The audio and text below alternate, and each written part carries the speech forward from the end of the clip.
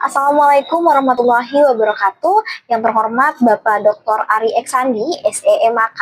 Perkenalkan, saya Reisha Mita Kaila Mensarani dengan NIM 2023 011053. Di video kali ini saya akan menjelaskan tugas dari mata kuliah seminar akuntansi manajemen. Berikut ini merupakan video penjelasannya. Baik, untuk soal yang pertama yaitu analisis kasus perencanaan biaya berdasarkan studi kasus PT XYZ yang ada di slide 9.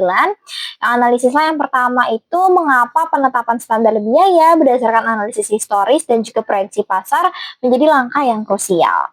Oke, jadi penetapan standar biaya yang didasarkan pada analisis historis dan juga proyeksi pasar merupakan langkah yang penting karena menjadi suatu fondasi atau fondasi utama dalam perencanaan dan juga pengendalian biaya perusahaan. Nah, data historis ini akan memberikan gambaran nyata mengenai pola biaya, tingkat efisiensi, serta potensi pemborosan yang pernah terjadi dalam operasional sebelumnya.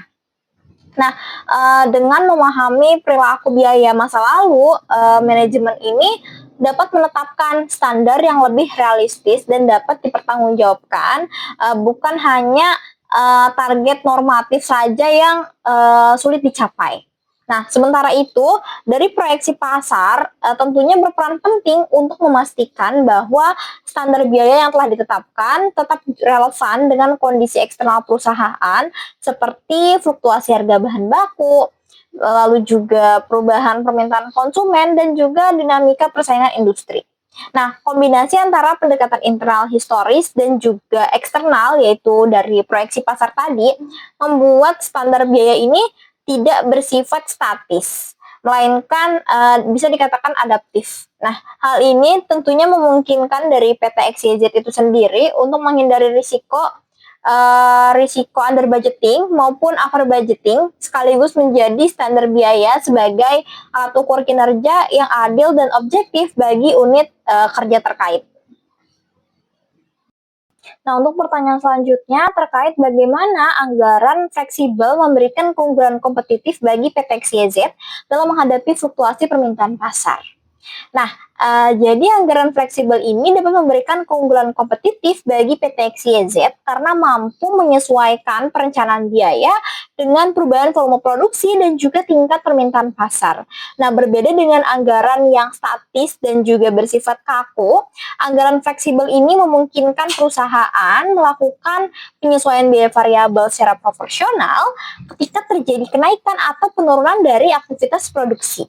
Nah, dalam kondisi pasar yang berfluktuasi, pendekatan ini tentunya membantu manajemen untuk menjaga efisiensi tanpa harus mengorbankan stabilitas operasional. Nah, ketika permintaan menurun, dari PT XYZ ini dapat menekan biaya yang tidak relevan dengan volume aktual, sehingga mencegah adanya pemborosan. Nah, sebaliknya, saat permintaan meningkat, anggaran fleksibel mendukung peningkatan kapasitas produksi tanpa melampaui batas biaya yang telah direncanakan. Sehingga dengan demikian, anggaran fleksibel itu tidak hanya berfungsi sebagai alat pengendalian saja, tapi juga bisa sebagai instrumen strategis untuk merespons dinamika pasar secara cepat dan juga terukur. Oke, untuk pertanyaan selanjutnya, jika saya adalah manajer PT XYZ, langkah strategi apa lagi yang akan saya ambil untuk mempertahankan atau bahkan melampaui pengurangan biaya sebesar 8% tersebut? Jadi, jawabannya jika saya berada pada posisi manajer PT XYZ, langkah strategis tambahan yang akan saya ambil adalah memperkuat pendekatan perbaikan berkelanjutan atau yang biasa kita kenal dengan continuous improvement dalam seluruh rantai nilai perusahaan. Nah, salah satu langkah nyata atau langkah konkretnya adalah mengintegrasikan analisis berbasis aktivitas untuk mengidentifikasi aktivitas yang tidak memberikan nilai tambah atau non-value added activities dan juga berpotensi menimbulkan pemborosan biaya. Nah, selain itu, saya juga bisa melakukan optimalisasi proses melalui pemanfaatan teknologi informasi seperti sistem monitoring biaya berbasis real time yang dapat meningkatkan transparansi dan juga kecepatan dalam pengambilan keputusan. Lalu dengan informasi biaya yang lebih akurat dan tepat waktu, manajemen ini tentunya dapat segera melakukan tindakan yang korektif sebelum penyimpangan biaya menjadi signifikan. Nah, di sisi sumber daya manusia, dengan pelibatan karyawan melalui program kesadaran biaya atau cost awareness juga sangat penting agar efisiensi ini tidak hanya menjadi tanggung jawab dari manajemen saja, tapi menjadi budaya organisasi. Nah, melalui kombinasi efisiensi proses, dukungan teknologi, serta juga partisipasi karyawan, PT XYZ tentunya berpeluang tidak hanya mempertahankan pengurangan biaya sebesar 8%, tapi juga menciptakan efisiensi yang berkelanjutan dalam jangka yang panjang. Oke, kita beralih ke pertanyaan selanjutnya, yaitu identifikasi dan jelaskan kemungkinan root cause dari varians negatif yang terjadi dalam proses pembelian bahan baku. Oke, baik. Jadi varians negatif dalam pembelian bahan baku pada PT ABC menunjukkan bahwa biaya aktual itu yang terjadi lebih tinggi dibandingkan dengan standar atau anggaran yang telah ditetapkan. Nah, kalau kita bicara berdasarkan konteks studi kasus pada slide 21, terdapat beberapa kemungkinan root cause utama yang dapat menjelaskan kondisi tersebut. Yang pertama, varians harga bahan baku dapat disebabkan oleh lemahnya pengendalian pada proses negosiasi dan pemilihan pemasok. Jika perusahaan tidak memiliki kontrak jangka menengah atau jangka panjang dengan pemasok utama, maka harga pembelian ini akan sangat bergantung pada fluktuasi pasar. Nah, kondisi ini dapat diperparah apabila fungsi procurement melakukan pembelian secara mendadak tanpa adanya perencanaan yang matang, sehingga posisi tawar perusahaan menjadi lemah dan harga beli cenderung lebih tinggi dari standar. Nah, yang kedua, terkait varians kuantitas atau volume pembelian dapat muncul akibat perencanaan kebutuhan bahan baku yang kurang akurat. Nah, kesalahan estimasi kebutuhan produksi ini baik karena data historis yang tidak diperbarui maupun karena koordinasi yang kurang efektif antara bagian produksi dan juga pembelian dapat menyebabkan pembelian bahan baku melebihi kebutuhan yang aktual. Nah, kelebihan pembelian inilah yang bukan hanya meningkatkan biaya bahan baku, tapi juga menambah biaya penyimpanan dan juga risiko penurunan kualitas bahan. Nah, yang ketiga, kualitas bahan baku yang tidak sesuai standar juga dapat menjadi penyebab varians negatif. Karena bahan baku dengan kualitas yang rendah cenderung meningkatkan tingkat cacat atau pemborosan dalam proses produksi, sehingga pemakaian bahan ini menjadi lebih besar dari yang direncanakan. Nah, dalam hal ini varians negatif itu tidak hanya berasal dari fungsi pembelian ya, tapi juga mencerminkan dari kurangnya pengendalian kualitas pada saat penerimaan barang atau incoming inspection.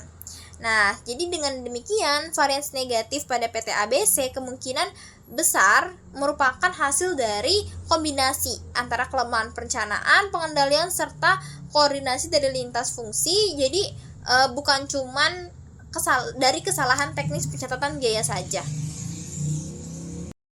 Oke, beralih lagi ke pertanyaan selanjutnya, yaitu selain perbaikan sistem procurement, rekomendasikan dua teknik pengendalian biaya lain selain analisis varians yang dapat diterapkan PT ABC untuk mencegah terulangnya pemborosan. Oke, baik. Jadi selain melakukan perbaikan pada sistem procurement dan analisis varians, PT ABC perlu juga untuk menerapkan teknik pengendalian biaya lain yang bersifat preventif agar pemborosan tidak terus berulang. Nah, yang pertama, bisa melakukan penerapan anggaran yang berbasis aktivitas atau activity based costing, yang mana dari activity based costing ini memungkinkan perusahaan untuk mengendalikan biaya dengan menelusuri sumber biaya hingga ke aktivitas yang menyebabkannya.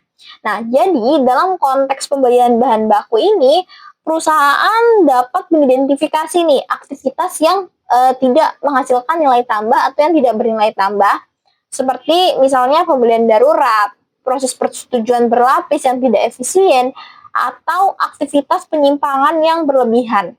Nah, jadi dengan kita memahami aktivitas mana yang paling banyak menyerap biaya, manajemen tentunya dapat merancang kebijakan pengendalian yang lebih tepat sasaran, bukan cuman menekan angka biaya secara umum saja. Nah, untuk yang kedua, bisa juga melakukan penerapan sistem biaya standar yang diperkuat dengan monitoring secara real time.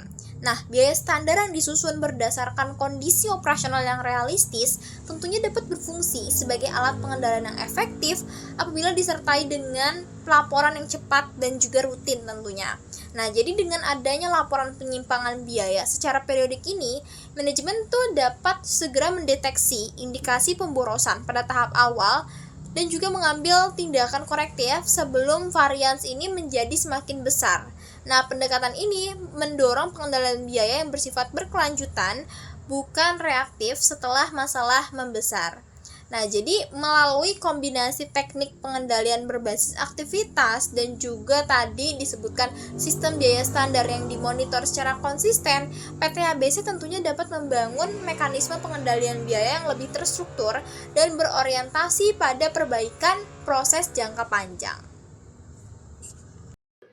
Kiranya sekian yang dapat saya sampaikan. Terima kasih banyak atas perhatiannya. Kurang lebihnya saya mohon maaf. Wassalamualaikum warahmatullahi wabarakatuh.